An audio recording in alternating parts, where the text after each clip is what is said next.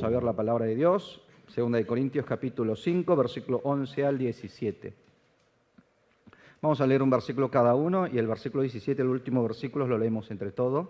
Dice: conociendo entonces el temor del Señor, persuadimos a los hombres, pues a Dios le manifiesto lo que somos y espero que también lo sea a su conciencia.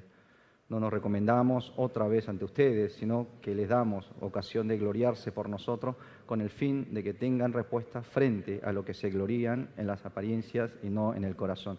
Porque si estamos fuera de nosotros es para Dios, si estamos en nuestro juicio es para ustedes. Porque el amor de Cristo nos impulsa, considerando esto, que uno murió por todos, por consiguiente todos murieron. Y Él murió por todos, para que los que viven ya no vivan más para sí, sino para aquel que murió y resucitó por ellos. De manera que nosotros, de aquí en adelante, a nadie conocemos según la carne, aun si hemos conocido a Cristo según la carne. Ahora ya no lo conocemos así. Todo junto, de modo que si alguno está en Cristo, nueva criatura es, las cosas viejas pasaron, he aquí, todas son hechas nuevas. Amén. Bueno, hay un deseo que todos tenemos, que seguramente ustedes también lo deben tener en sus corazones. ¿Saben cuál es? El de no vivir la vida en vano. Poder vivir una vida con sentido, vivir la vida significativamente. Todos tenemos este deseo. Que al llegar al final de mi vida no me arrepienta de haber vivido desperdiciando todas las oportunidades que hemos tenido, o que al final de mi vida no me esté lamentando de haber vivido de vanidad en vanidad. Bueno, así como solemos decir, solo se vive una vez. Ok, entonces con más razón, ¿no? Queremos escuchar de pronto de nuestros hijos decir: fui feliz porque tú fuiste mi papá, porque vos fuiste mi mamá. También queremos escuchar de nuestros amigos y de la comunidad, ¿no?, al que pertenecemos decir: fue bueno tenerte con nosotros, crecimos gracias a vos, fuimos felices, ¿no?, porque vos estuviste con nosotros. Todos queremos escuchar y recibir algún tipo de reconocimiento, ¿no?, algún tipo de felicitación, que nos haga sentir que valió la pena haber vivido la vida. ¿No es así? ¿Qué le parece si nos saludamos diciendo: estoy feliz de que vos seas mi hermano en Cristo? ¿No? Mucha felicidad no lo noto. ¿No? ¿Están felices de que ese hermano, esa hermana esté junto a ustedes? ¿No? Ven al marido y dicen: más o menos. ¿No? Sí. ¿No? Dios nos puso juntos acá dentro de una misma iglesia. Tenemos que poder estar agradecidos por la persona que Dios, ¿no es cierto?, nos puso como compañeros de fe.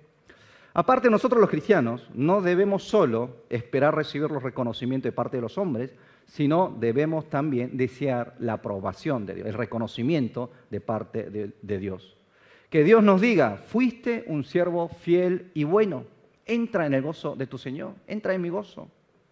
Si tenemos este deseo de vivir una vida aprobada por Dios, entonces necesitamos escuchar las palabras que se encuentran aquí en capítulo 5 de 2 de Corintios. No sé si sabrán, pero en la primera parte de este capítulo 5, Pablo nos habla sobre la vida después de la muerte de los creyentes. Por ejemplo, dice así en versículo 1, capítulo 5, versículo 1, porque sabemos que si nuestra casa terrenal, hablando del cuerpo, esta tienda temporal, se deshace, tenemos un edificio de parte de Dios, una casa no hecha de manos, eterna en los cielos. Tenemos una casa eterna en los cielos, dice. Y más adelante, en capítulo 5, versículo 10, porque es necesario que todos nosotros comparezcamos ante el tribunal de Cristo, para que cada uno reciba según lo que haya hecho por medios del cuerpo, sea bueno o malo. Es así, ¿no? La Biblia nos habla de que la muerte no es el fin. Dice que los creyentes en Jesús, los que murieron en Jesús, tendrán una casa, una morada eterna en los cielos. Aún así, tanto los cristianos y los no cristianos también dice que todos, absolutamente todos, nos compareceremos ante el tribunal de Cristo. El apóstol Pablo vivió toda su vida teniendo en cuenta este tribunal de Cristo. Quería llegar a ese tribunal sin nada de qué avergonzarse delante de Dios, sin lamentar por haber vivido una vida que no se lo aprobara, que Dios no se lo aprobara. Por eso al final de su vida podemos, ¿no?, escuchar esta confesión que hace Pablo allí en 2 de Timoteo 4, 7, 8, donde dice: he peleado la buena batalla, he acabado la carrera, he guardado la fe. Por los demás, me está reservada la corona de justicia, la cual me dará el Señor, el juez justo, en aquel día. Y es justamente la palabra de hoy en donde encontramos el testimonio de Pablo, que cuenta sobre la vida que él vivió para vivir una vida aprobada por Dios. Entonces, si pudiéramos aprender esta actitud que tuvo Pablo frente a la vida, si pudiéramos nosotros también vivir con esa misma actitud y con estos mismos principios que tuvo Pablo, entonces podremos también hacer los mismos testimonios que Pablo hizo allí en 2 de Timoteo, teniendo la certeza de haber vivido una vida aprobada por Dios. Y en la palabra de hoy Pablo nos enseña sobre actitudes que debemos tener para poder vivir una vida aprobada por el Señor. En primer lugar, debemos vivir delante de Dios con una carga santa. Con una carga santa. Así comienza el versículo 11. En la primera parte dice, conociendo entonces el temor del Señor. Pablo, quien ha vivido una vida diferente que los demás, ¿no? Dice aquí que en su corazón tenía el temor del Señor. Ahora esta palabra temor no se está refiriendo al miedo o la fobia, ¿no? Sino está hablando del respeto, ¿no? El sentimiento de honra que él sentía hacia Dios. Este temor, este respeto hacia el Señor fue la motivación que llevó a Pablo a vivir su vida, buscando y haciendo lo agradable ante los ojos de Dios. Este sentimiento, en otros términos, nosotros lo podemos llamar como una carga santa, una santa carga. ¿Por qué? Porque dentro del corazón del que teme a Dios tiene la fe que Dios está vivo, cree en un Dios vivo. Y como sabe que Dios está vivo, siente esa carga, ese pesar en su corazón de vivir delante de Dios, ¿no es cierto? Agradando al Señor, sabiendo de que Dios está junto a esa persona y Dios está observando. Un Dios que todo lo sabe. Por ejemplo, para los que aprenden a manejar el auto por primera vez, ¿saben qué es lo más difícil para ellos? ¿No? Una de las cosas más difíciles es estacionar el auto. No sé si ustedes tuvieron la experiencia, cuando estábamos en Remedio, yo veía a algunas hermanas que recién habían sacado la licencia, llegaban allí al garage y trataban de estacionar. Y cuando todos los hermanos se quedan allí mirando, observando cómo estaciona, ¿no? Esta hermana empieza a hacer 1, 2, 3, ¿no? Hasta que todos nos damos la vuelta para que pueda estacionar, ¿no? Tranquilo y bien. ¿Qué pasa cuando todos nos quedamos observando lo que hace esa persona? Siente una presión, siente una carga, siente esa mirada y lo que empieza a sentir justamente es esa presión y no puede actuar bien, no puede estacionar bien. Y algo parecido sucede con el que tiene temor de Dios. Sabe que Dios está vivo, sabe que Dios lo está viendo, sabe que Dios está presente en el lugar donde está, por lo tanto, siente una presión espiritual. A eso lo llamamos como una carga santa. Porque siente la presión de querer hacer algo que Dios lo apruebe, algo agradable al Señor. Por eso, hermanos, es importante poder sentir esta presión espiritual. No es negativo, al contrario, es positivo. Es una carga positiva, porque nos permite vivir haciendo lo mejor de nosotros para el Señor. Ahora, recuerden que estamos hablando del temor como respeto y no como miedo. Hay una gran diferencia. ¿Qué pasa con el miedo? Cuando un trabajador trabaja y les tocó estar con un jefe que constantemente infunde miedo. Y delante de ese jefe va a tratar de hacer lo mínimo posible para que no te regale, para que no lo regañe, ¿no? Para que no se enoje, ¿no? No va a hacer más de lo que esa persona pueda hacer. Pero si el jefe o si tu jefe es alguien que vos respetás mucho, alguien que realmente gana el respeto de los compañeros, entonces uno trata de hacer lo mejor posible para poder agradar a ese jefe. O inclusive con los niños suele suceder lo mismo en la escuela. Cuando les toca estar con maestros que le produce miedo, los chicos ¿qué van a hacer? Van a apenas estudiar como para no recibir las sanciones o los castigos. Pero cuando están con un maestro que realmente lo respeta, sacan buenas notas. ¿Por qué? Porque quieren agradar a ese maestro, a ese profesor, ¿no? Y ese es el mensaje que Pablo está anunciando aquí en 2 de Corintios capítulo 5.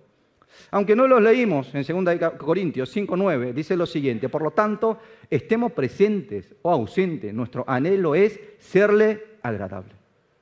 Mi deseo es, esta era la motivación que tenía Pablo para vivir, mi deseo es agradarle al Señor, agradarle a Cristo. Y este mismo sentimiento es lo que él está describiendo en el versículo 11, como el temor del Señor, el respeto, ¿no? Esa honra que él siente hacia Dios. Por eso Pablo siempre tuvo este deseo de vivir una vida agradable a Dios, una vida aprobada por él, vivió con esta carga santa en su corazón. Por eso no solo cumplió con las obligaciones mínimas delante de Dios, sino que lo entregó todo lo mejor de Él, todo de Él, su vida entera para el Señor. Por eso, hermanos, mientras vivimos nuestra vida cristiana, necesitamos verificar cuál es mi motivación para vivir. ¿Qué es lo que me mueve a hacer algo o vivir de tal manera en esta vida? No sé si alguna vez ustedes se preguntaron sobre qué es lo que me hace venir a adorar a Dios, a la iglesia, sobre qué es lo que me hace servir a Dios o vivir como la estoy viviendo. Háganse esa pregunta, pregúntense. ¿Tengo motivaciones para agradar a Dios o vivo persiguiendo solo mis propios deleites? ¿Tengo temor de Dios y deseo ser aprobado por Él o solo busco los reconocimientos de los hombres? Hermano, la vida que vivimos como cristianos no debe ser una vida que solo entregue lo mínimo ante el Señor. Debemos entregar lo máximo de nosotros y no lo mínimo. Entregar lo mejor de nosotros y no algo regular. Entonces, ¿cómo sería la vida que entrega lo mejor o lo máximo de uno para el Señor? Si no falto a la iglesia nunca, entonces, ¿eso es lo mejor? Si ofrendo mucho, ¿eso es lo mejor? O si me vuelvo pastor o misionero, ¿eso sería lo mejor ante los ojos de Dios? No, por supuesto que no. La Biblia no está hablando de eso, no. De hecho, la Biblia no nos entrega unas pautas exactas de la que debemos hacer con nuestra vida, pero sí nos da los principios. Entrega los principios. Por ejemplo, dice en Romanos 14, 23, pues todo lo que no proviene de fe es pecado. O sea, hagas lo que hagas, si lo que vos hacés no lo hacés por fe en Cristo Jesús, entonces es pecado, dice. O inclusive 1 Corintios 10:31 dice, ya sea que coman o beban o que hagan otra cosa, háganlo todo para la gloria de Dios. A veces hay hermanos que me preguntan, pastor, ¿tenemos que entregar los diezmos? ¿Eso no es del Antiguo Testamento? Pero si nosotros estamos viviendo en la era del Nuevo Testamento, ¿cuál creen que es la respuesta? Y la respuesta es simple. Si lo haces por fe, será aprobado por Dios. Y si no tenés fe, no lo vas a poder hacer. Por eso Jesús mismo dijo lo siguiente allí en Mateo 25:25.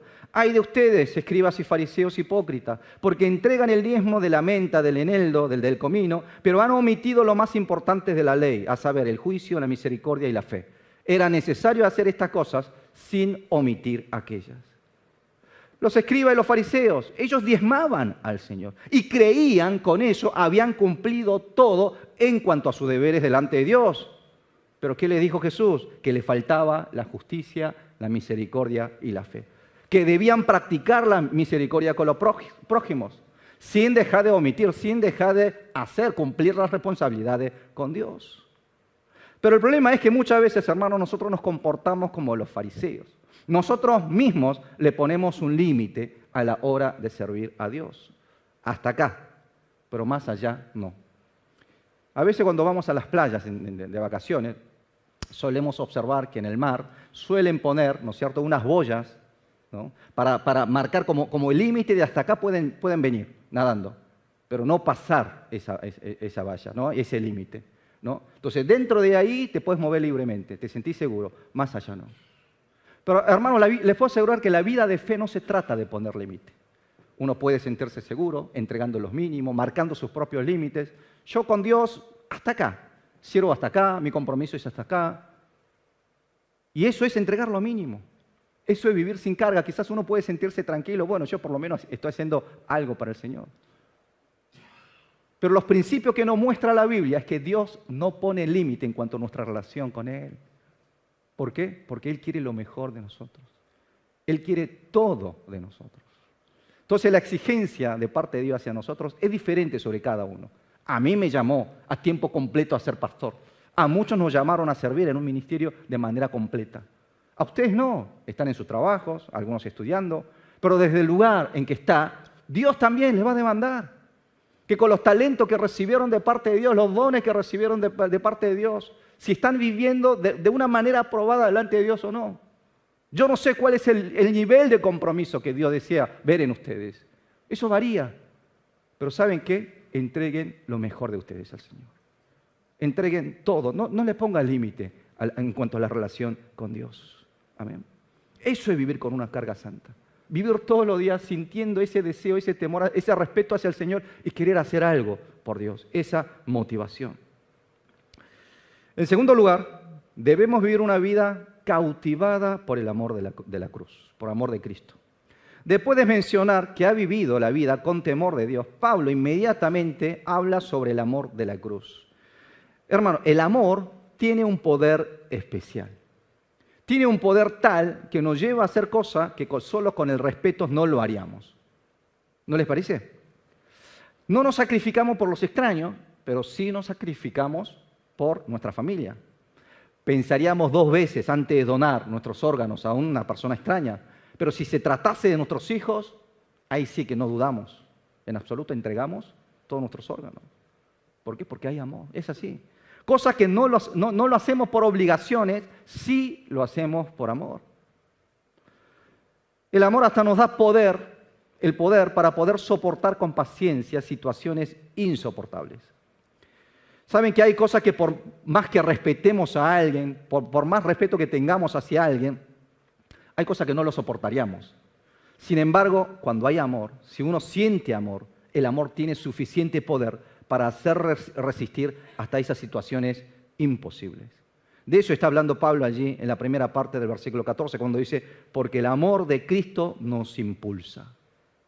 El amor de Cristo nos impulsa. Esta palabra impulsar aquí, en griego significa sostener o comprimir, como que de ambos lados uno lo está sosteniendo. O sea, es lo que Pablo siente. El amor de Cristo era lo que lo sostenía, lo tenía agarrado de tal manera que impulsaba a hacer la cosa que agradaban a Dios y sin ningún tipo de resistencia. Está hablando del poder del amor, de cómo el amor de Cristo lo había llevado a vivir una vida consagrada al Señor. Es así. El temor de Dios, hermano, esa carga santa nos entrega una buena motivación, ¿no? Ese deseo de querer agradarnos al Señor, vivir la vida haciéndolo agradable ante los ojos de Dios. Pero el poder para poder llevar a cabo esas acciones, el poder para poder vivir conforme a esta motivación, nos lo entrega el amor de la cruz. El amor es el poder. Amén. Por eso dice en el versículo 14, porque el amor de Cristo nos impulsa, considerando esto, que uno murió por todos, por consiguiente, todos murieron. ¿Qué es lo que está diciendo? Porque Cristo murió por todos, todos morimos, dice Pablo. Está hablando de que Él también murió juntamente con Cristo, como declara también el libro de Gálatas. Por tanto, su pasado está muerto. Pero Jesús no permaneció en la muerte, sino venciendo la muerte resucitó al tercer día. Y a todos los que creyeron en Él, ¿qué hizo Jesús? Entregó, compartió esa nueva vida de resurrección. O sea, en Cristo volvimos a nacer. Y la Biblia se refiere a esto como un nuevo nacimiento, la regeneración. Por eso Pablo dice después en el versículo 15, Él murió por todos, para que los que viven ya no vivan más para sí, sino para aquel que murió y resucitó por ellos. Mi viejo hombre está muerto. Ese viejo hombre que negaba a Dios, que vivía como un esclavo del pecado, ha muerto en la cruz con Cristo. Pero creyendo en Jesús he vuelto a nacer y ahora tengo una nueva vida en Jesús. Y con esta nueva vida ahora debo vivir para Cristo, para agradarle a Él. A favor de aquel que me rescató. Y sobre este cambio maravilloso que Pablo experimenta, cuenta lo siguiente en el versículo 17. De modo que si alguno está en Cristo, nueva criatura es. Las cosas viejas pasaron. He aquí, somos hechas nueva criatura. Son hechas todas nuevas. Hermanos, nacimos de nuevo como nueva criatura en Cristo Jesús. Morimos en Cristo y resucitamos con Él, en Él. Mi yo pasado, el esclavo del pecado, ha muerto. Y mi yo nuevo, como nueva criatura, ha nacido por el amor de Cristo. Y esta obra milagrosa y maravillosa fue realizada por el amor de Jesús, por el amor de Cristo. Él lo hizo en la cruz. Hermano, este es el poder que tiene, ¿no es cierto?, el amor de la cruz. El poder de la cruz.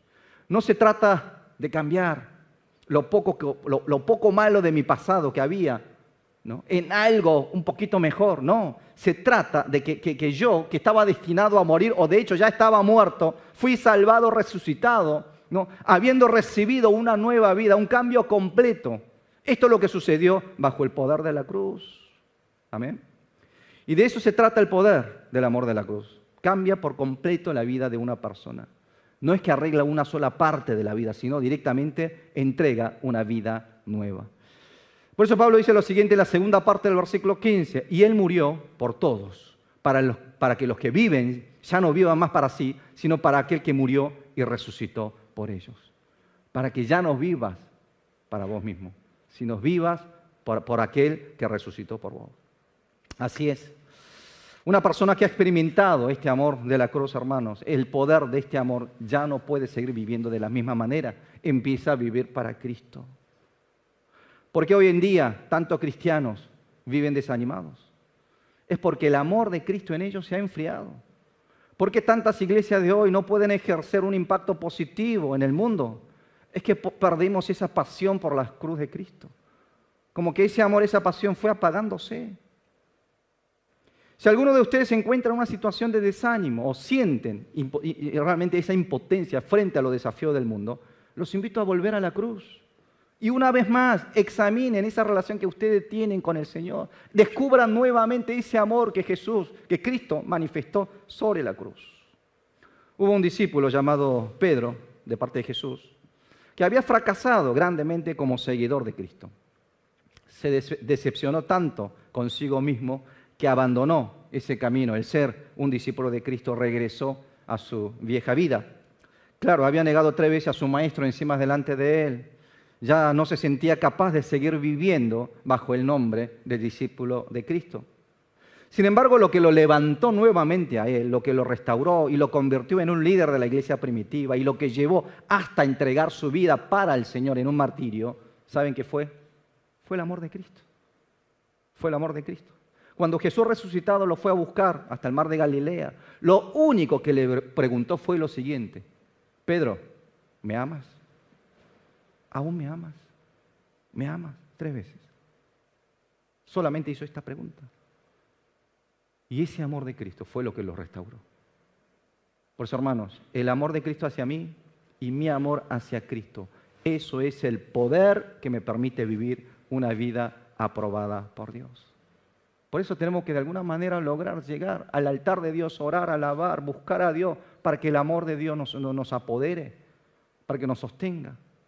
Hermanos, si ese amor hacia el Señor se enfría, nada podemos hacer. Cuando el amor por la cruz de Cristo se apaga, no podemos ser pacientes, no podemos superar las barreras, no podemos servir, tampoco podemos crecer. Solo el amor de la cruz nos da el poder para atravesar las tormentas del mundo. Pablo, quien vivía profundamente enamorado de Cristo y vivía con el poder de este amor, había amado tanto a Cristo que dijo lo siguiente en el versículo 13. Les leo en la versión NBI, dice: si estamos locos, es por Dios. Y si estamos cuerdos, es por ustedes. ¿Cómo estaba Pablo? ¿Cómo estaba él por Dios? ¿Qué dice? Estamos locos. Estoy loco por Cristo. Sí, la locura era lo que él tenía, es lo que podemos observar en él. De hecho, en la vida nuestra también, ¿no? Cuando vemos a una persona enamorada, muchas veces lo que descubrimos es la locura en esa persona. ¿Por qué? Porque haces cosas de pronto que normalmente no lo haría. Deja de escatimar, cosa que antes lo escatimaba mucho por la persona que ama. Quien antes no compartía su tiempo, su servicio, el dinero inclusive, pone todo su tiempo, pone todo su servicio, su cuerpo, inclusive el dinero, por la persona que ama, ¿no? Por eso, hermanos, ¿saben cuándo una persona es realmente feliz? Una persona es feliz cuando vive enamorada. Cuando está enamorada. Y vive por la persona que ama. Por eso cuando hablamos de vivir por Cristo, hablamos de vivir enamorados de Él, hermano. No se trata de hacer algo por obligación o sacrificar en contra de nuestra voluntad, no. Sino vivir, hacer y servir con amor. ¿Por qué? Porque el amor de Cristo nos impulsa, nos sostiene, como dijo Pablo. Hermanos, vivan para Cristo. Vivan con amor hacia el Señor Jesús. Entonces podrán vivir una vida aprobada por Dios. Y este es el testimonio que Pablo comparte en la palabra de Dios.